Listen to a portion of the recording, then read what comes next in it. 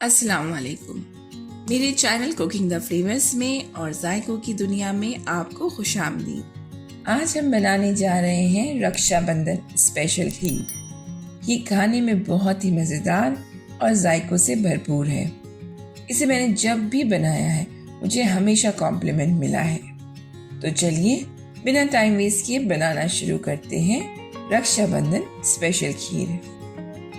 इसके लिए हमने लिया है 1 लीटर दूध, 1/4 कप रात भर भीगे हुए चावल, 3/4 कप शक्कर या टेस्ट के अकॉर्डिंग, 1/8 कप चॉप्ड काजू लेंगे, 1/4 कप चॉप्ड बादाम, ये ओवरनाइट सोक किए हुए हैं, 150 ग्राम खोया यानी मावा लेंगे, 10 से 15 केसर के स्ट्रैंड्स, 1 टीस्पून इलायची का पाउडर, 1 टीस्पून केवड़ा वाटर और कुछ चॉप्ड पिस्ता लेंगे गार्निशिंग के लिए। सबसे पहले हम सोक चावल को बिल्कुल फाइन पीस लेंगे।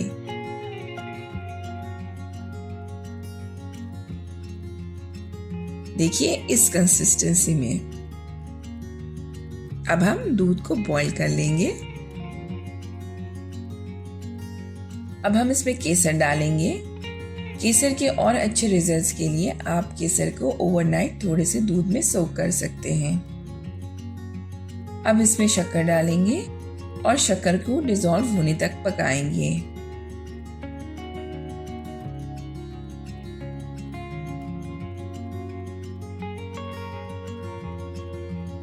फिर इसमें सारे चॉप किए हुए ड्राई फ्रूट्स डालेंगे और इन ड्राई फ्रूट्स को लगभग 5 मिनट के लिए दूध में पकने देंगे।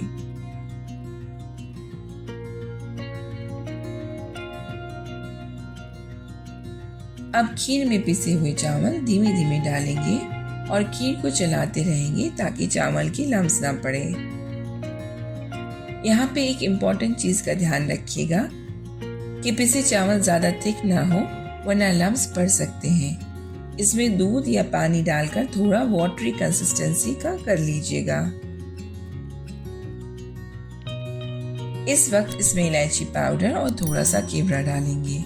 अगर आप घर का फ्रेश इलायची पाउडर पीसेंगे तो 1/4 टीस्पून काफ़ी रहेगा। मैंने बाजार का यूज़ किया है इसलिए मैंने 1 टीस्पून डाला है।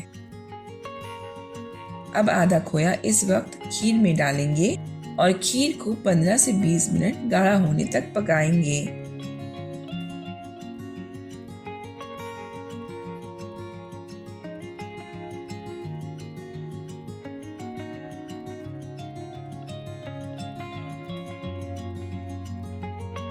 लगभग 15 मिनट पकने के बाद अब इसकी कंसिस्टेंसी गाढ़ी होने लगी है।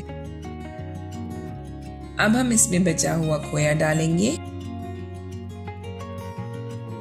हमने खोया 2 बार में इसलिए डाला है क्योंकि फर्स्ट टाइम में खोया फ्लेवर तो देगा लेकिन पूरी तरह मेल्ट हो जाएगा एंड लास्ट में डालने से खोया बहुत अच्छा मजा तो देगा ही लेकिन उसके साथ साथ खीर में बहुत अच्छा टेक्सचर भी आएगा। अब इसमें बचा हुआ केवड़ा डालेंगे और इसे बस 5 मिनट के लिए और पकने देंगे। अब खीर बिल्कुल तैयार है। खीर को किसी बाउल में निकाल लेंगे और इसे रूम टेम्परेचर पे ठंडा होने देंगे।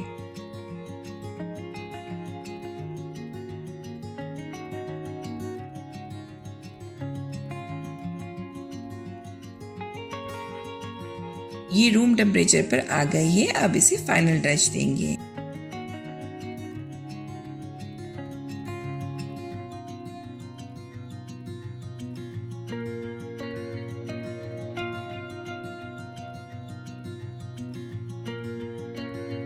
लेकिन खीर का असल जायका इसके अच्छे ठंडे होने पर ही आता है, इसलिए इसे 2 से 3 घंटे के लिए फ्रिज में रखकर ही सर्व करिएगा। और अगर आपको इस रक्षाबंधन में आपके भाई से इसे खा के कॉम्प्लीमेंट मिले तो मुझे कमेंट्स में जरूर बताइएगा। और अगर ये रेसिपी अच्छी लगी हो तो हमें मोटिवेट करने के लिए मेरे चैनल कुकिंग द फ्लेवर्स को सब्सक्राइब करिए, फेसबुक पेज और इंस्टाग्राम पे हमें फॉलो करिए और बेल आइकन को प्रेस करना ना भूलिएगा जिससे आपको हमारी न्यू वीडियो की नोटिफिकेशन मिलती रहेगी। फिर मिलते हैं एक और नई रेसिपी के साथ। तब तक के लिए अल्लाह हाफिज।